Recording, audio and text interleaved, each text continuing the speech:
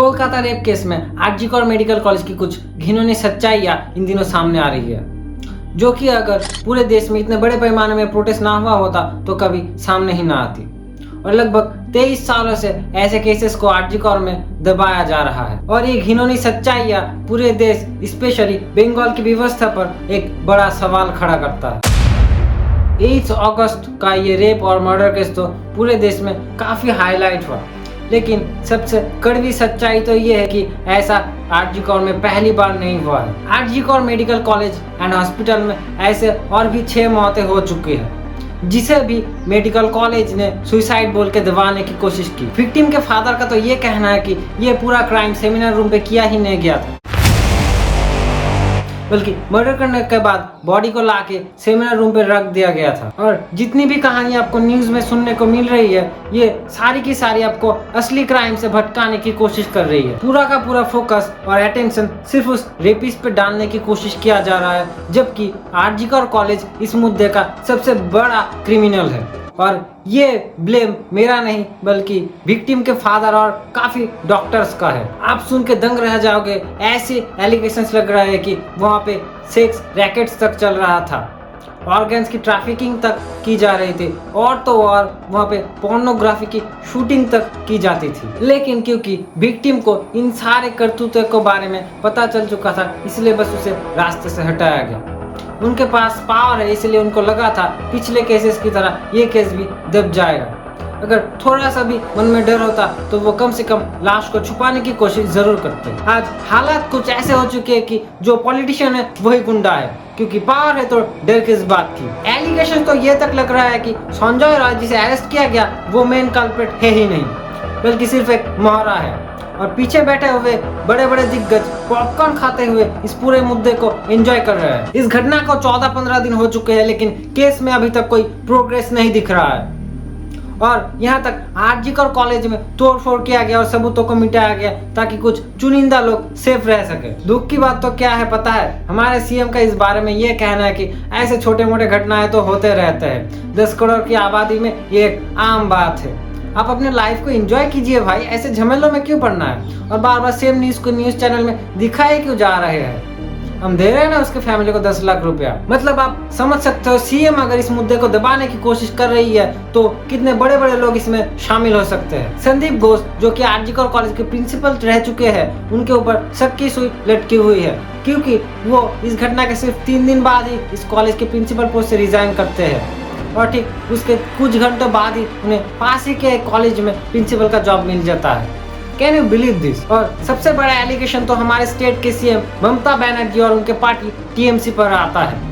पूरे देश के जनता उन पे काफी गुस्सा है, यहाँ तक लोग उनका रेजिग्नेशन तक मांग रहे हैं, क्योंकि उनका मानना है कि संजय राय और संदीप घोष टीएमसी पार्टी का काफी खास है और ये सभी कारनामा टीएमसी के कुछ चुनिंदा लोगों को बचाने के लिए किया जा रहा है, ममता बनर्जी के सत्ता को बचाने के लिए किया जा रहा है। अब exactly what's the real story?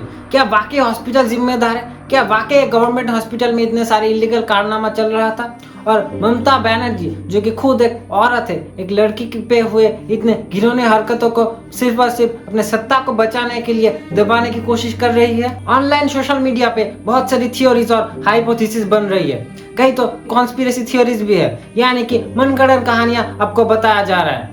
लेकिन what's the real fact? Let's find out in our today's video. So, as we all know, Kolkata के RG Kar medical college and hospital में 31 ईयर ओल्ड एक पीजी डॉक्टर की लाश 8 अगस्त को सेमिनार हॉल में मिली। उनके आंखों में चश्मा का कांच गड़ा हुआ था, उनके दोनों पैर राइट एंगल्स पे थे, उनका कॉलर बोन तक टूट चुका था, फेस और बॉडी में काफी इंजुरीज भी थे, उनके शरीर में ढंग के कपड़े तक नहीं थे। 9 अगस्त की सुबह विक्टिम के पेरेंट्स को कॉल किया जाता है और उन्हें ये इन्फॉर्म किया जाता है कि उनकी बेटी सुसाइड कर चुकी है, जिस बॉडी को देखकर कोई भी एक झटके में बता सकता है कि ये क्लियर कट एक मर्डर है।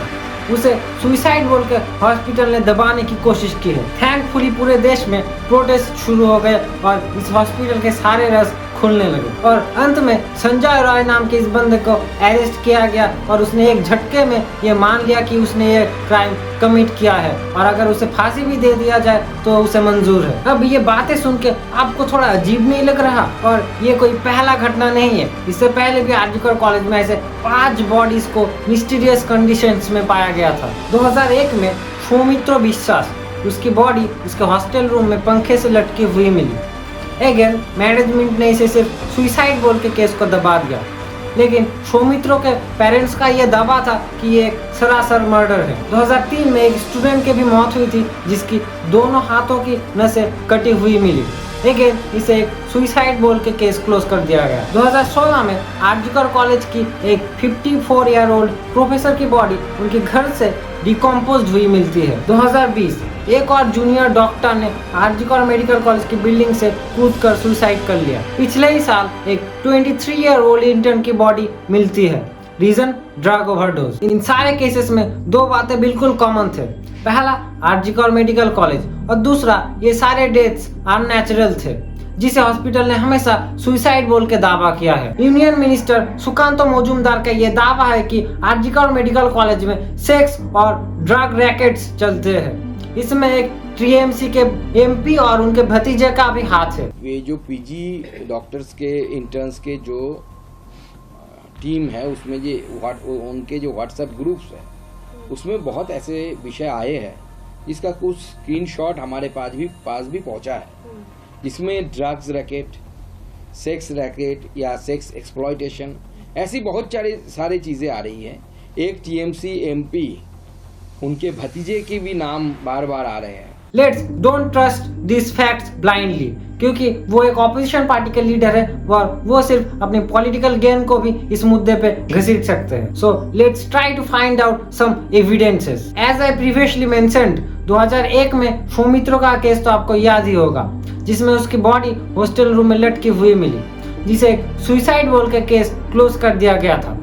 लेकिन उनके पेरेंट्स का दावा था कि ये एक मर्डर है। सो अगर आप जीतपुर पुलिस के इस रिपोर्ट को देखोगे ना, यहाँ पर क्लियरली मेंशन है कि सौमित्रो के बॉडी के साथ फाउल प्ले किया गया था और उसके गले में एक रुमाल लटका हुआ मिला। और दूसरी बात ये है कि सौमित्रो के बॉडी के पास एक नायलॉन की रस्सी पाई गई, जिसे देखते हुए आरजीकर मेडिकल कॉलेज के ही एक डॉक्टर और पूर्व बॉस ने यह दावा किया कि इतनी पतली रस्सी से कि कोई भी इंसान अपनी फांसी नहीं लगा सकता। लेकिन इस पे कोई एक्शन ना लेते हुए इस केस को ऐसे ही क्लोज कर दिया गया।